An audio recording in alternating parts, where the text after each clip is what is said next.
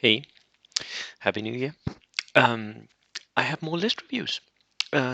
This one is from Simon Brecken, who we've seen before, featured before on this channel, and this is for his Japanese army. Let's go and see that. Right, here we are.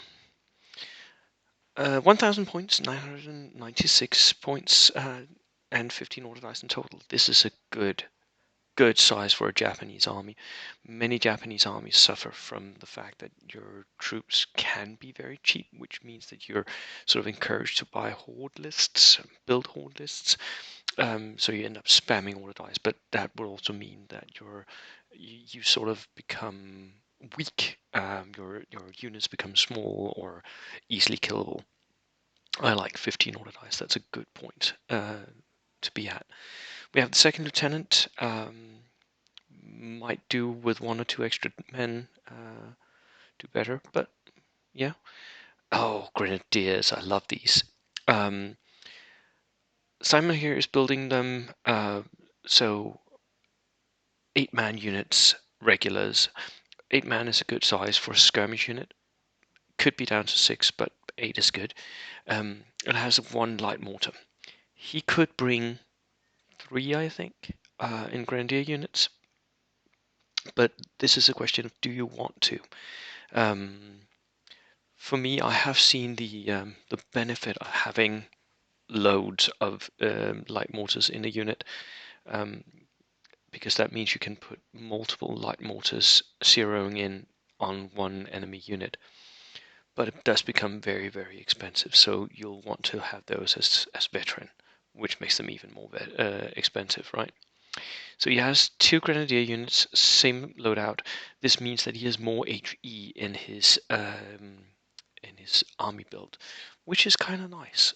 It's a different army build from many other Japanese army builds. It's one that my friend Mark, who's also on the Danish WTC teams, he has been working on this for a couple of years now, and he was the first guy I saw doing this, and he does it very well.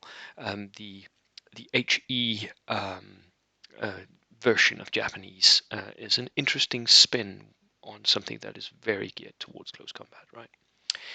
Medium light mortar, inexperienced, that is the third mortar. Sorry, medium mortar, not medium light. Medium mortar.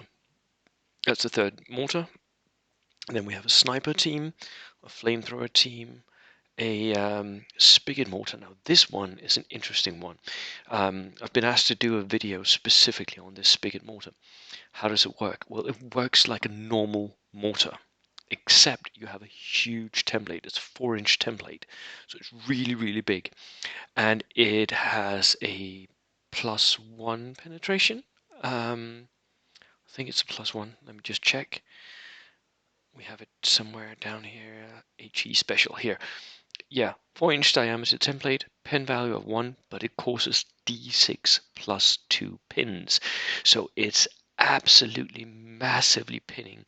It can pin out a single unit in just a blast here, because it can actually cause 8 pins in one go if you hit with it. This is amazing. It's an amazing tool, especially against NEV veterans or like stuff that's not very mobile, artillery pieces, something. And then finally he throws in the Chiha with the light howitzer.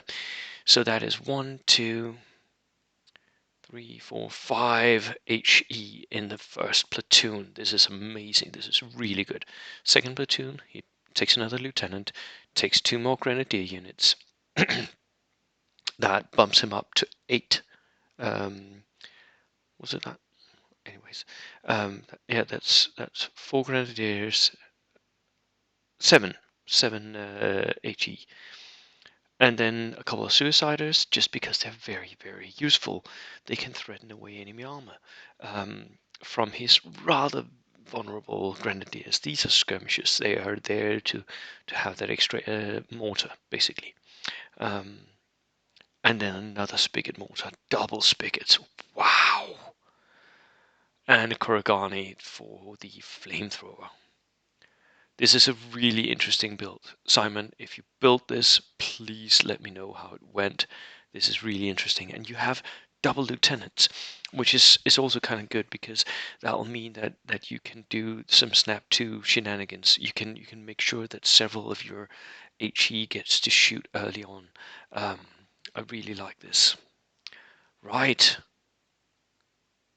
Very, very cool army build. Please let me know how it went, Simon. And good luck.